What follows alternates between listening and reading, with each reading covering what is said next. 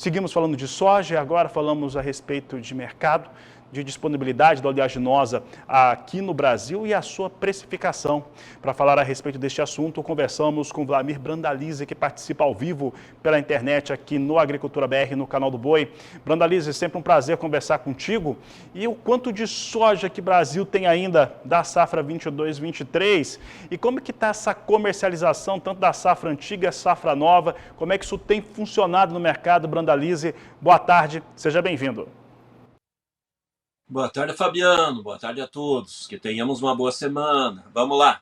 Primeiro, safra atual aí, a safra velha, que já se fala em safra velha, né? Não safra nova. A safra atual, safra velha, ainda tem bastante soja para negociar, né? Se a gente comparar com o mesmo período do ano passado. No nosso cálculos aqui do escritório, tem umas 34 milhões de toneladas ainda na mão do produtor. E o ano passado, nesse período, era 18,5 milhões. Então, para a indústria nacional está tranquilo, não tem necessidade de falta de soja. A indústria ela vai comprar soja provavelmente aí até o mês de novembro, mais algumas semanas, depois de dezembro ela para e volta às atividades só depois da metade de janeiro, né? Porque também tem aquela parada de final de ano do setor de ração, que ele chega ali no dia 10 de dezembro em diante e o setor praticamente entra em manutenção e dá uma parada no segmento de ração que puxa a demanda de soja, né?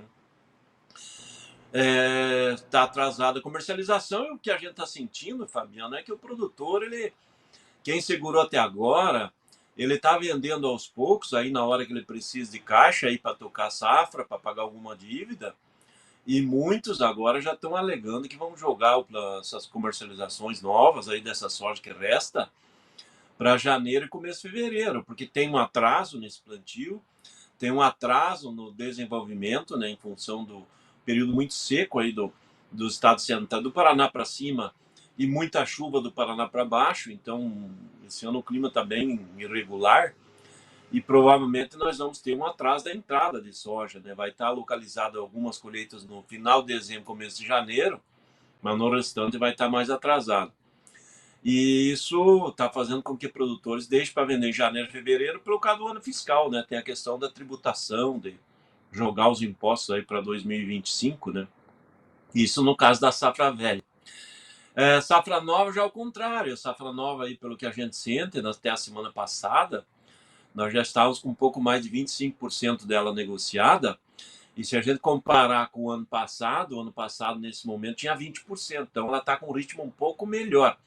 Só que ela está com um ritmo inferior à média, porque o produtor ano passado segurou muito, não quis vender antecipado em função de que ele vinha de 3 anos seguidos em que ele vendia futuro, quando ele ia entregar o presente depois da colheita, o mercado estava muito melhor, muito mais valorizado na soja presente do que tinha negociado no passado. O ano passado ele fez ao inverso, segurou a comercialização, tinha vendido pouco até o plantio e até a colheita, e quando chegou agora nesse ano, quem vendeu no ano passado antecipado pegou cotações melhores que quem vendeu agora.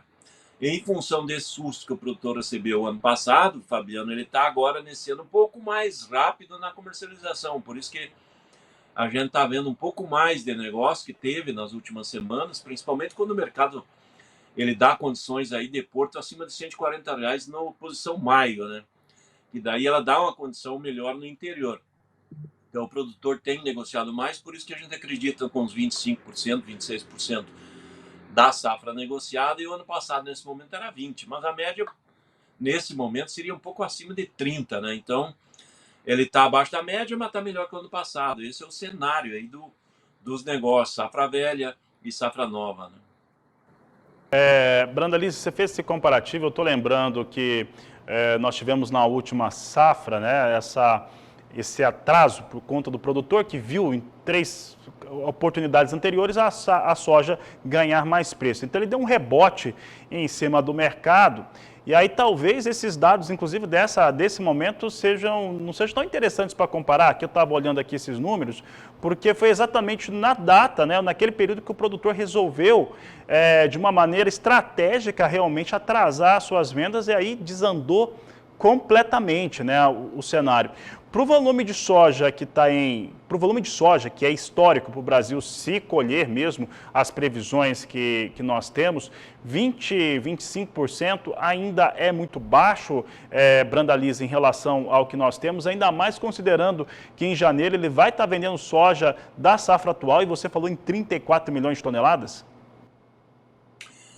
Fabiano, o problema é esse exatamente que você citou, né? Nós vamos repetir o erro. O erro não, o problema, né? Vamos dizer assim que é um problema que a gente tem. Os portos brasileiros são os mesmos. Nós estamos com problemas de embarques também, né? Em função das chuvas em excesso, né? Está atrasando o embarque em Paranaguá, em São Francisco, em Santos, porque está tendo muita chuva nos portos e acaba atrapalhando os embarques. Nós vamos seguir provavelmente nessa linha, né? Esse ano talvez que vem pela frente aí vai ter mais chuvas nas regiões que tem portos, e isso atrapalha o ritmo do embarque. Nós vamos chegar lá no mês de março, abril e maio com grandes volumes de soja para ser embarcados, e novamente nós vamos ter navio parado esperando.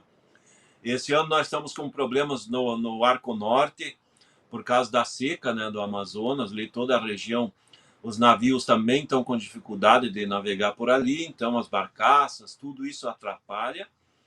E por isso que eu estou citando, né, que o produtor vai enfrentar uns problemas muito parecidos com esse ano, né? Nós vamos chegar na hora da entrega da soja safra nova, ainda tendo safra velha para negociar.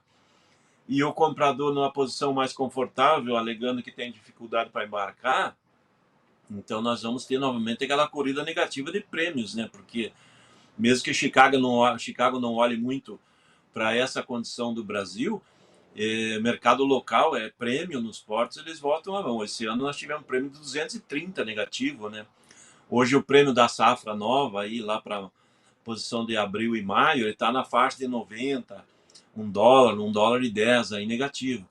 É provável que ele vai furar aí 1,50, provavelmente ou mais, né, negativo de novo, e acaba atrapalhando a vida do produtor, né? Então o produtor, a gente tem recomendado, né, se ele vai precisar caixa para pagar dívidas, alguma coisa entre os meses de final de fevereiro, março, abril e o mês de maio, ele se preparar para vender o antes desse período, que ainda terá condições, ou depois desse período lá para o meio do ano, né? Porque nós vamos ter aquele impacto, né? Mesmo que o clima já causou problemas nessa safra aí, porque era uma safra que era esperado aí, todas as estimativas mostravam aí de 162 a 168 milhões de toneladas. Eu acredito que nessa condição de clima, hoje a gente pode colocar, se normalizar o clima de agora em diante, talvez chegue perto de 160, mas nós já perdemos de 2 a 7, 8 milhões de toneladas, dependendo do ponto de vista, já foi perdido por causa do excesso de chuva no sul, por causa dessa seca nos estados centrais de replantio, que talvez não tenha nem semente para replantar, e muitos produtores não vão replantar, porque está vendo a soja germinando aí, com bastante falha, mas vai ver que também tem o custo de comprar semente, de plantar novamente. É uma situação, é um ano que está começando complicado. Esse ano meio geral, né? O ano passado nós tínhamos uma seca localizada no sul e condições regulares no restante do Brasil. Esse ano nós não temos seca no sul, que provavelmente vai dar uma safra melhor, mas no geral brasileiro as condições de clima esse ano estão mais complicadas, né?